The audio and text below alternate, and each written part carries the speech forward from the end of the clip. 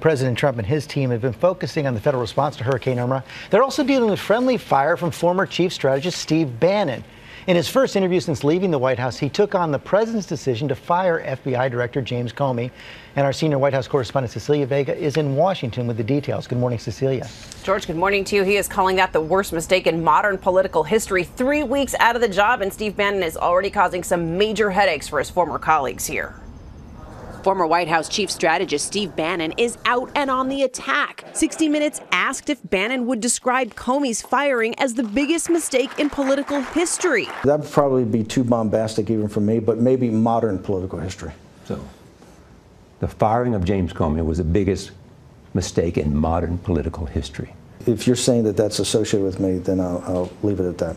And he also claims that firing Comey led directly to special counsel Robert Mueller's investigation. I don't think there's any doubt that if James Comey had not been fired, we would not have a special counsel, yes. And now the White House is on the defense against one of its own. We've been pretty clear what our position is, and certainly I think that has been shown in the days that followed that the president was right in firing Director Comey. It is the controversial former aide's first television interview since leaving the White House, and Bannon also wages war against what he calls the Republican establishment. The Republican establishment is trying to nullify the 2016 election. That's a brutal fact we have to face.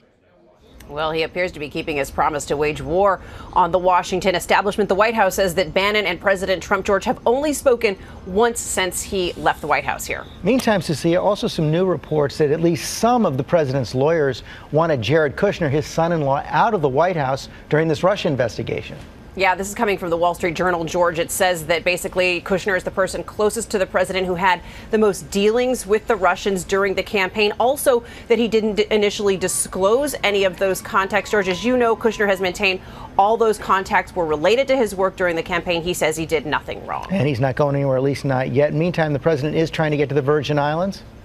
Yeah, George, this is just coming out right now. He spoke to the governor of the U.S. Virgin Islands on Monday. Apparently, they had this conversation about a possible visit. It's unclear how the president could pull this off, given all of that damage down there. The president has also, George, said that he wants to go to Florida. No trip set for that yet either. Okay, Cecilia Vega, thanks very much, Rob. Hi, everyone. George Stephanopoulos here. Thanks for checking out the ABC News YouTube channel. If you'd like to get more videos, show highlights, and watch live event coverage, click on the right over here to subscribe to our channel. And don't forget to download the ABC News app for breaking news alerts. Thanks for watching.